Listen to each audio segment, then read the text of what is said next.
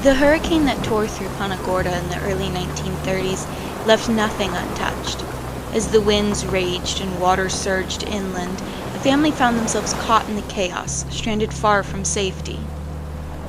When the storm momentarily pulled the Gulf away, exposing the muddy seabed, they, like many others, rushed to gather what they could. The retreating water had left behind oysters, crabs, and scattered debris, a temporary bounty before the sea returned. But they stayed out too long. The surge came back faster than they had expected, rushing toward them in a towering wall of water. They had no time to escape. Desperate for high ground, they spotted what looked like an Indian mound rising above the waterline. It was their only option.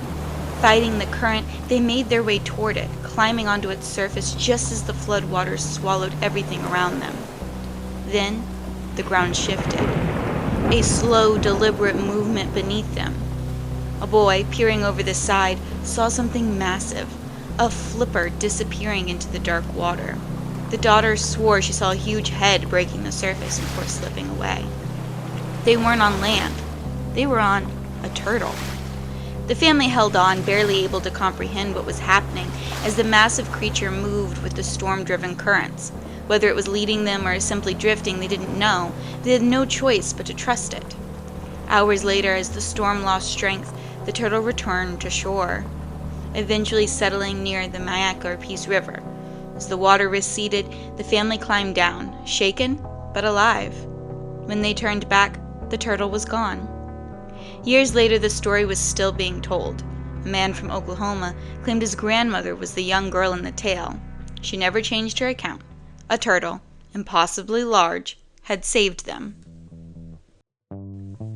Welcome to Mysteries of the Marsh, where we uncover the Sunshine State's strangest legends, untamed histories, and forgotten chapters. I'm Samantha, an 8th-generation Floridian fascinated by the stories that lurk beneath our state's sun-baked surface. And everyone I know has heard about one of Florida's most persistent myths, tales of giant turtles that have been whispered about in fishing communities, Seminole campfires, and hurricane survivor accounts for generations. These are the stories of impossibly massive creatures, so large they blur the line between animal and landscape. So grab your bug spray and perhaps a good pair of binoculars, because we're about to wade into waters where fact and fiction swim together in murky harmony.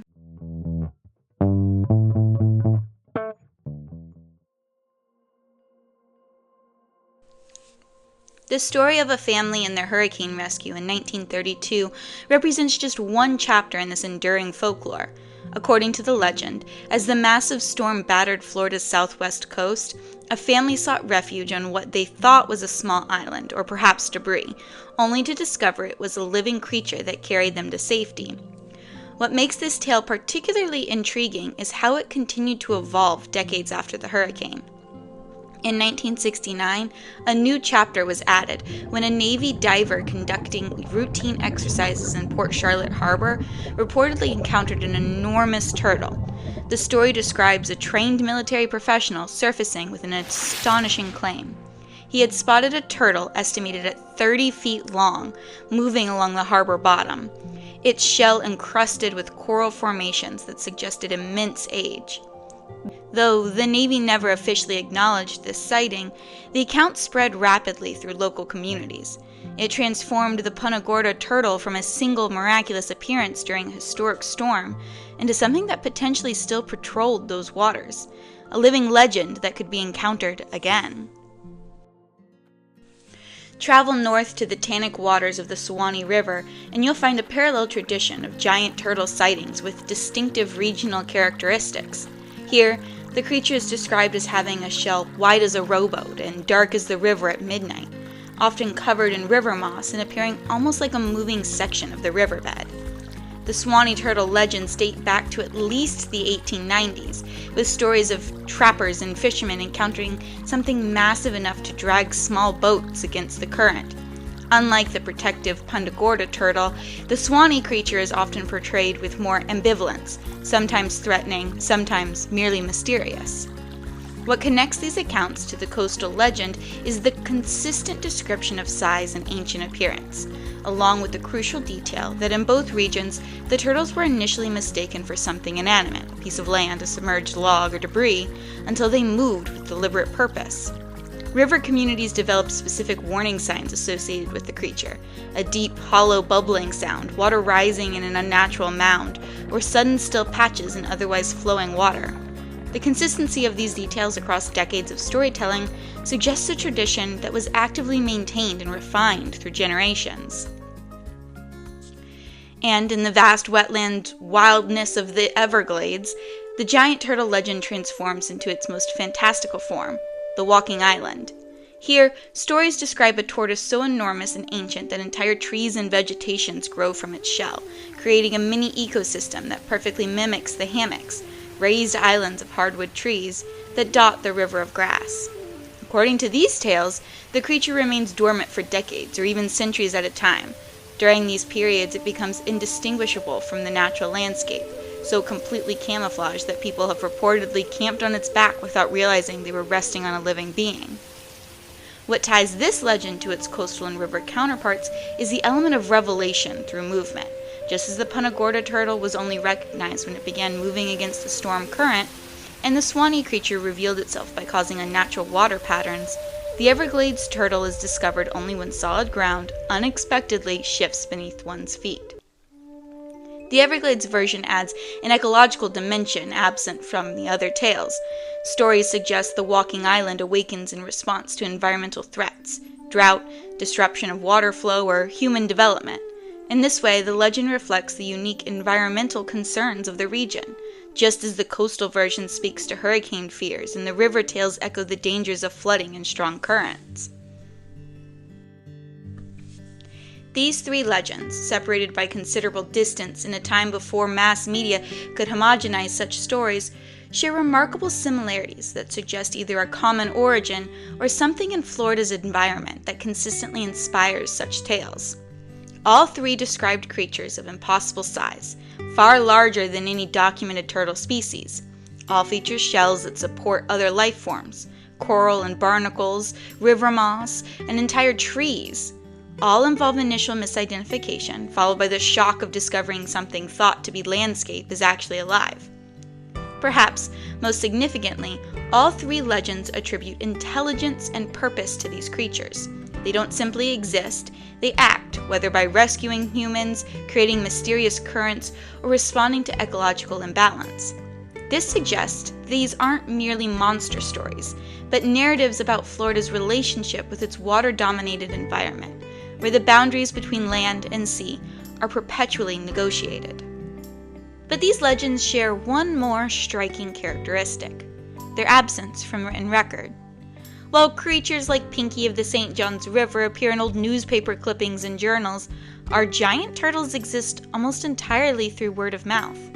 Despite leaving no paper trail, the core elements of these tales have survived intact across generations.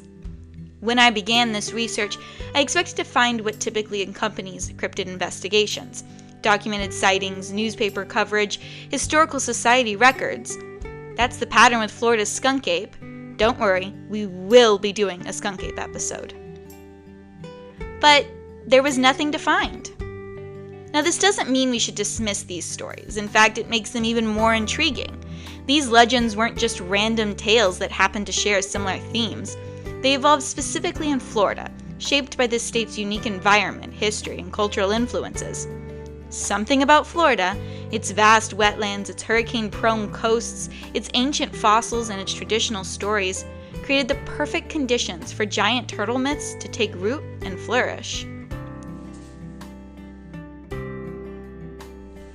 What we need to understand isn't whether these turtles existed, but what inspired Floridians to create and sustain these particular stories.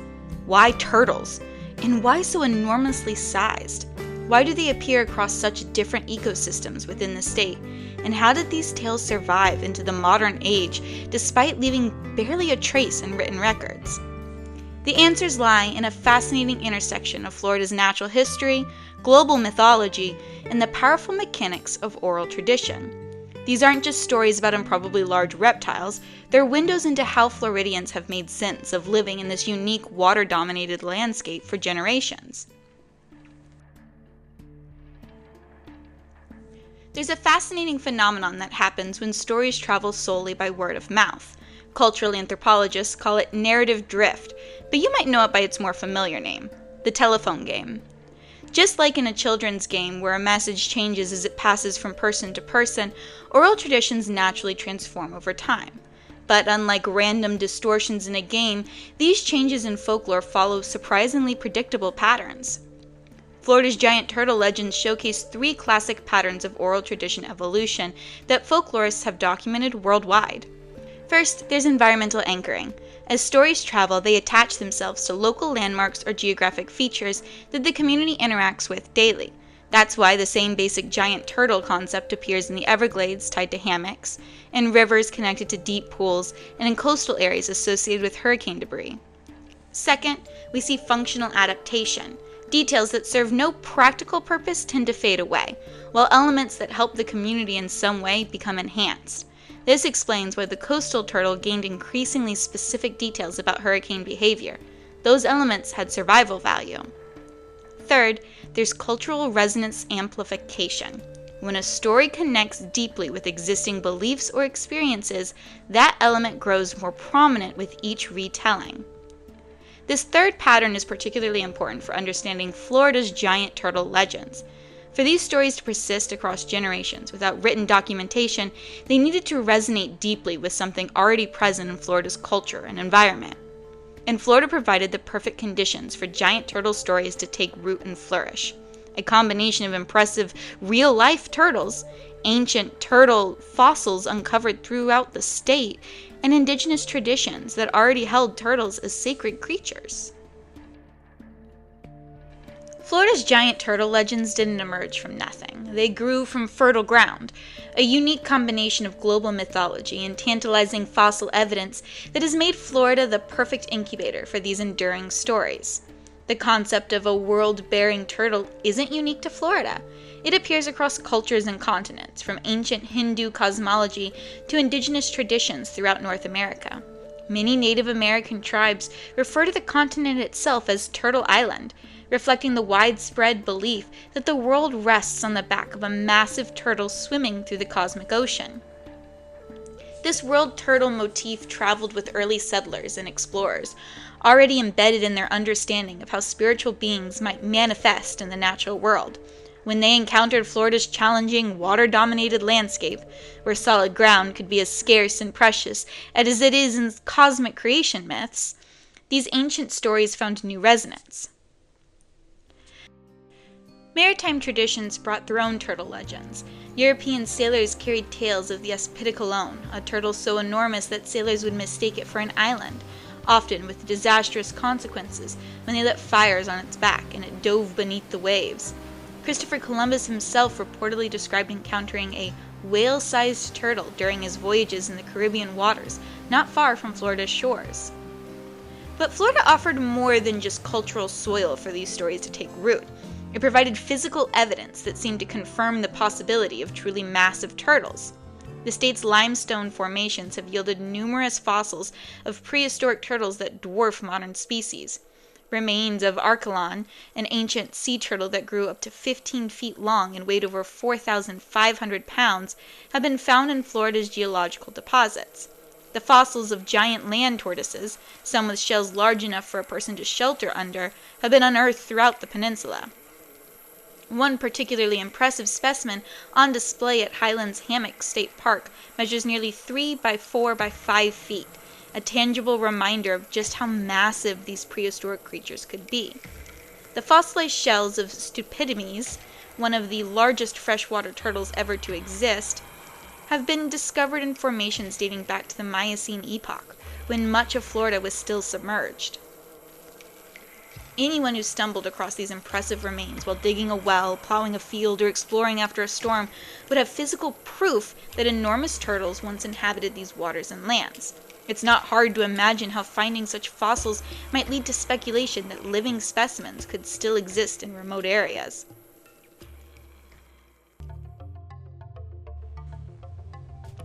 For Florida's indigenous peoples, turtles held special significance beyond size alone. The Seminole and the Miccosukee crafted ceremonial rattles from turtle shells, using them in important rituals. Turtles represented wisdom, longevity, and persistence, qualities that resonated deeply with tribes that had themselves demonstrated remarkable resilience in Florida's challenging environment. This combination, global mythology meeting tangible fossil evidence in a landscape where water and land constantly negotiate their boundaries, created perfect conditions for giant turtle stories to flourish. The legends weren't random fantasies, but natural outgrowths of culture meeting environment in a place where both seemed to confirm the possibility of these creatures' existence. Understanding this context reveals why these stories have persisted so long without written documentation. They didn't need official validation. The cultural background and physical evidence made giant turtles seem not just possible, but almost inevitable in the Florida landscape. While the legends of house-sized creatures carrying trees on their backs may stretch credibility, Florida is home to some truly impressive living reptiles that continue to inspire awe and wonder. Their prehistoric appearance and remarkable size make it easy to understand how they might spark even grander tales. The alligator snapping turtle might be the perfect embodiment of Florida's legends brought down to a realistic scale. Growing up to 200 pounds with an appearance that seems straight out of the dinosaur era, these freshwater behemoths patrol Florida's rivers and swamps with the same ancient presence described in our stories. What makes this species particularly fascinating is its specialized hunting technique. It lies motionless on river bottoms with jaws open, wiggling a small worm-like appendage on its tongue to lure unsuspecting fish. This patient, almost mythic hunter can live for up to 100 years, creating multiple generations of human encounters with the same individual. Florida is actually home to 2 distinct species of alligator snappers. The Swanee variety was only recently identified as a separate species and is found exclusively in the Swanee River Basin, the same river where one of our giant legends originates. This is hardly coincidental. The river's dark waters make these ancient reptiles appear even larger and more mysterious when glimpsed briefly by startled boaters. Their powerful jaws can exert hundreds of pounds of pressure, easily capable of removing fingers or breaking bones. While attacks on humans are extraordinarily rare, their defensive capabilities have undoubtedly contributed to their fearsome reputation. Stories of missing fishing lines, damaged equipment, and sudden snapping lunges have been amplified through generations of river folklore. Moving from freshwater to salt, Florida's coastline hosts true giants that make even the impressive snapper seem modest by comparison. The leatherback, the largest living marine reptile of its kind in the world, can reach lengths of 8 feet and weights of 2,000 pounds. Unlike others with hard shells, the leatherback has a leathery, flexible carapace that allows it to dive deeper than any of its relatives, up to 4,000 feet. These massive creatures can be spotted off Florida's Atlantic coast, where they come to nest on beaches from Brevard County to the Keys. Encountering a full-grown leatherback in the water is an experience few forget. Their size, coupled with graceful underwater movement, creates an almost mystical impression. It's not difficult to imagine how someone seeing one of these beings from a distance, particularly during the disorienting conditions of a storm, might perceive something even larger. What makes leatherbacks particularly impressive is not just their size, but their ancient lineage. They've existed in essentially their current form for over 100 million years, swimming in the oceans when dinosaurs walked the earth. This living connection to prehistory adds to their mythic quality and reinforces the sense that they represent something primordial in our waters. Florida's loggerheads, while smaller than leatherbacks at about 3 to 4 feet long and weighing up to 400 pounds, are far more commonly sighted, named for their massive, blocky heads, housing powerful jaw muscles capable of crushing shellfish. These marine reptiles are frequently spotted near reefs and in coastal waters throughout the state. What connects these real animals to our legends isn't just their size, but their behaviors. Sea turtles return to specific beaches to nest, sometimes traveling thousands of miles to reach their natal shores. This mysterious homing ability, combined with their ancient appearance and massive size, makes them seem almost supernatural to many observers. During nesting season, females emerge from the ocean at night, lumbering up the beach to lay their eggs in carefully dug nests before returning to the sea.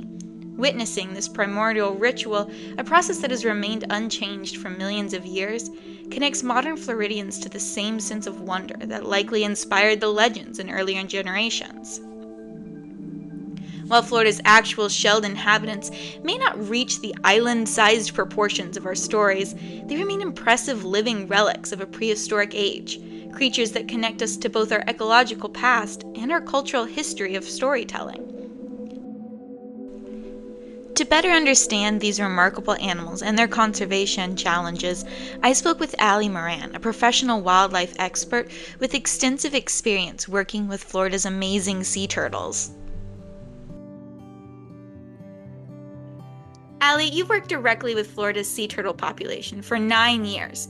What initially drew you to these particular animals, and what continues to fascinate you about them?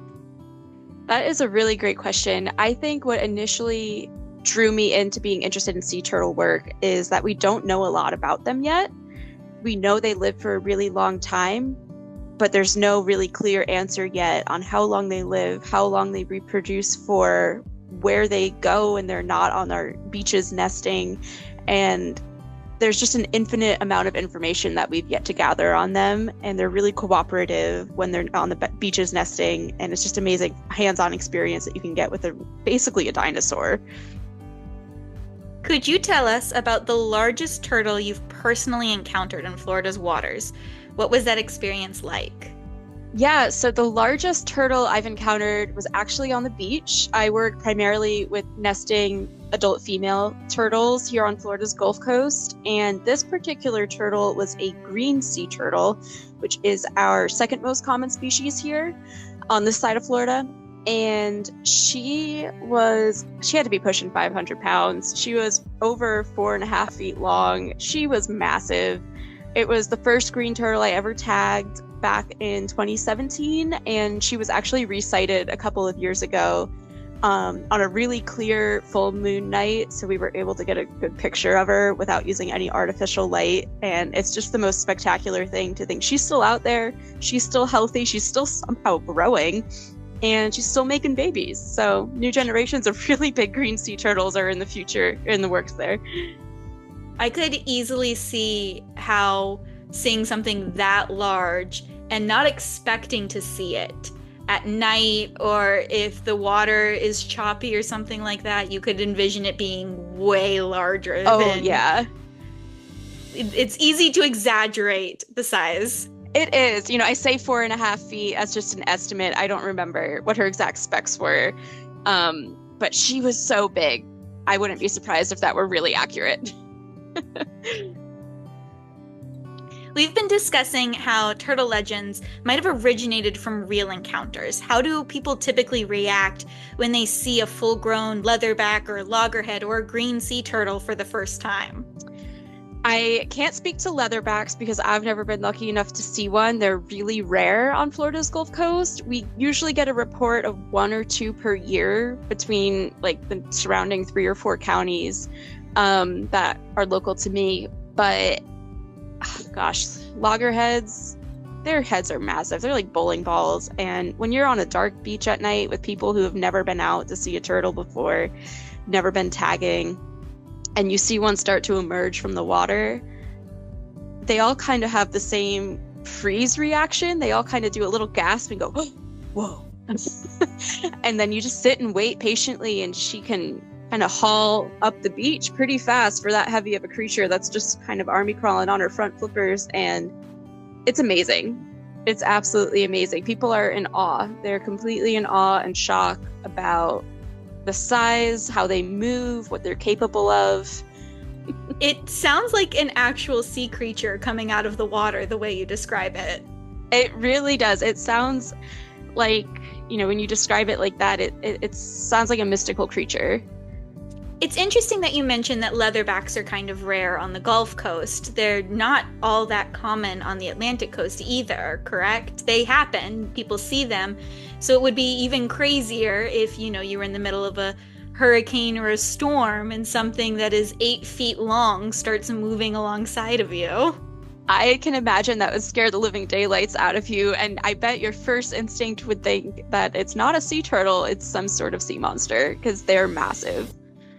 In your experience, how has the public's perception of sea turtles changed over the years? Do you still encounter misunderstandings about their size or behavior? I think in the area that I work, we've done a good job with public outreach and education to tell people what they can do to help sea turtles, but their size, I think, is always underestimated until you see one. And as far as their behavior goes, there's always new people that don't understand why lights are bad for sea turtles or why digging holes on the beach and not filling them in is dangerous. They don't understand really the nesting process and how new sea turtles hatch and join the population out in the sea. So there's always opportunities to continually informing and educating the public, but I think we're on the right track. And I think more and more people are starting to get it and care about it. What's the most unusual or surprising turtle behavior you've witnessed during your research that the average person might not know about?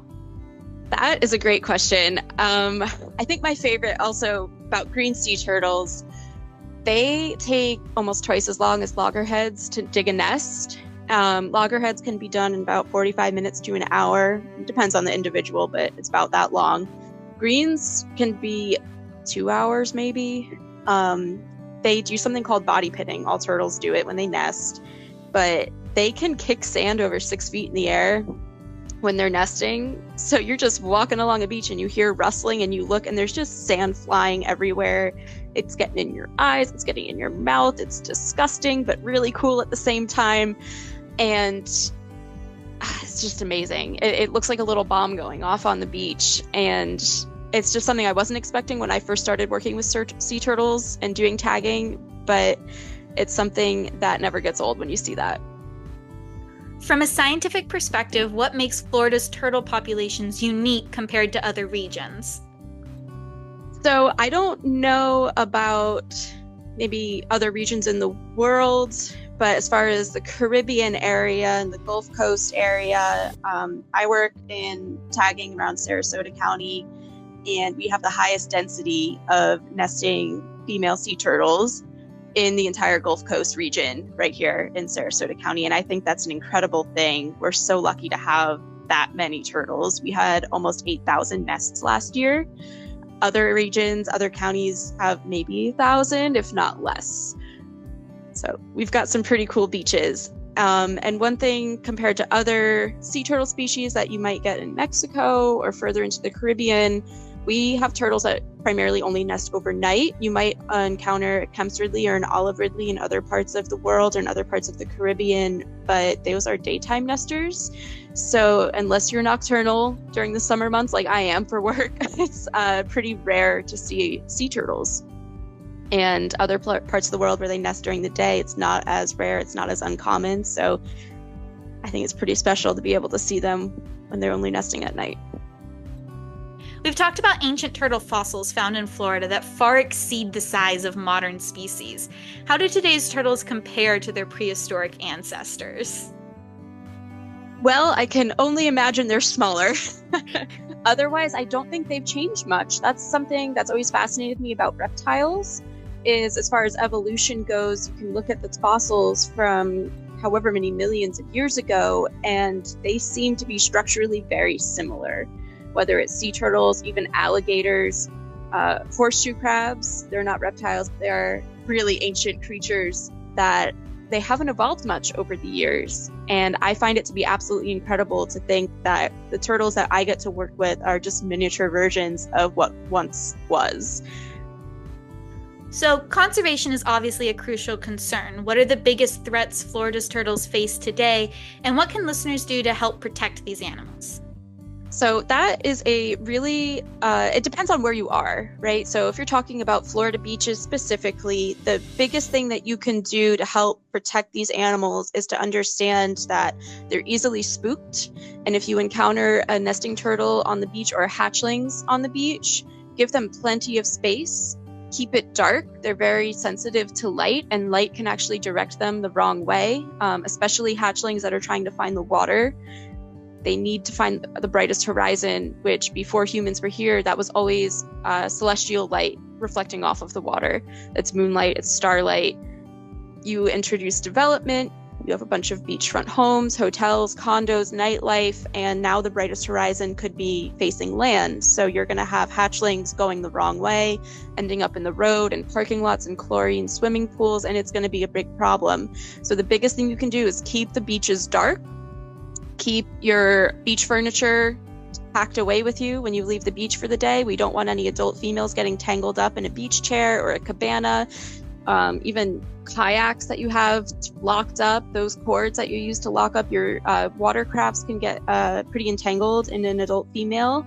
And fill in your holes. If you're on the beach and you're digging holes in the sand, it's fun, we all do it, but just fill them in before you leave, because those hatchlings can get stuck in there and not climb out that steep of a slope. If someone is interested in seeing these impressive turtles for themselves, what ethical viewing opportunities would you recommend in Florida? So that's a great question, and it's really going to depend on where you live.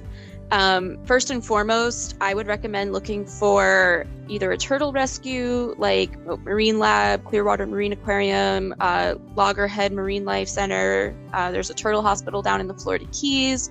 All of these places, and some that I probably don't even know about, have viewing opportunities to learn about what they do to rescue turtles, and you might get a closer look than you would if you just were to encounter one on the beach on your own. Some of these places also maybe do turtle walks, where you're able to go out with a licensed permitted professional to see an in-depth close-up look at the nesting process, or maybe a hatchling release if there were some hatchlings that were rehabbed and then being released later in the season. So I think that's probably your best starting point. If you're someone who likes to go walk on the beach, check your beaches, your public beaches hours. A lot of them close at a certain time. You might get tickets on your car if it's parked there late at night, things like that. So definitely check your local rules and regulations, and know that sea turtles are a protected species. Never approach them. Never use artificial light on the beach during nesting season. Keep it dark. If you have to use a light, a red LED flashlight is going to be better for your eyes, and in most places it will be kind of an authorized use of artificial light during sea turtle season, but again, check your local regulations. After working with these animals for nearly a decade, what's one thing you wish more people understood about Florida's turtles? Oh, so many things. I hope that people learn and gain a better understanding at how much we don't know about them yet. How important it is to gain this information to see how long do they live, what conservation measures are working, their impact on an ecosystem, all of this stuff that we could always use more information on, and turn that into more of a community effort around the state and around the world to protect them, to keep the beaches dark, to obey slow or no wake zones. Especially during nesting season when a lot of turtles are moving closer to near shore channels and areas. There's just so much we don't know. And I hope that people stay curious and compassionate enough to want to learn more about them and keep them around for a long time to learn as much as we can. A great big thank you to Ally for sharing her expertise and passion for Florida's turtle populations. There's something truly special about hearing from someone who has dedicated their career to understanding these remarkable creatures. What strikes me most from our conversation is how the reality of Florida's turtles, while not matching the island-sized proportions of our legends, remains awe-inspiring in its own right. These living relics connect us to both prehistoric times and to generations of Floridians who came before us, all of whom must have felt that same sense of wonder when encountering these ancient creatures. The work being done to protect and preserve our native turtles ensures that future generations will continue to experience that wonder, and perhaps create their own legends in the process. Standing beside a dark Florida waterway at night, watching the massive shadow of a nesting sea turtle make its slow, deliberate journey up the beach, it's not difficult to understand how our giant turtle legends came to be. There's something primordial about the experience, a sense of witnessing something that has remained unchanged since before humans walked these shores. Our turtle legends may not be documented in historical records or newspaper archives, but they've survived through something more enduring: the powerful combination of actual impressive turtles, ancient fossil evidence, and the human need to make sense of our relationship with Florida's wild, watery landscape. These stories didn't persist because they were true in a literal sense. They persisted because they were true in a deeper way. They captured something essential about living in this peninsula where land and water constantly change and shift, where hurricanes can transform familiar coastlines overnight, and where creatures that seem to belong to another age still patrol our waters. Whether it's the alligator snapper lurking in dark river depths, the massive leatherback returning to ancestral nesting beaches, or the loggerhead patrolling coastal reefs, Florida's actual turtles continue to inspire the same sense of wonder that likely sparked our legends generations ago. In the end, perhaps the giant turtles of Florida folklore serve their most important purpose not as cryptids to be hunted or mysteries to be solved, but as reminders of how stories connect us to our environment, to our cultural heritage, and to each other. They're part of the rich tapestry of Florida oral traditions, woven from threads of observed reality, fossil evidence, global mythology, and our perpetual fascination with the creatures that share our unique corner of the world. As we work to protect Florida's actual turtle species and the habitats they depend on, we're also preserving the conditions that allow these stories to continue evolving, ensuring that future generations of Floridians will have their own turtle encounters to shape into tales that capture the essence of this wild, wonderful state. Thank you for joining me on this journey through Florida's giant turtle legends. We'll be taking a 2-week hiatus, with our next episode returning on Saturday, April 5th. Until then, keep your eyes open for the unexpected, your mind open to the impossible, and as always, don't feed the gators.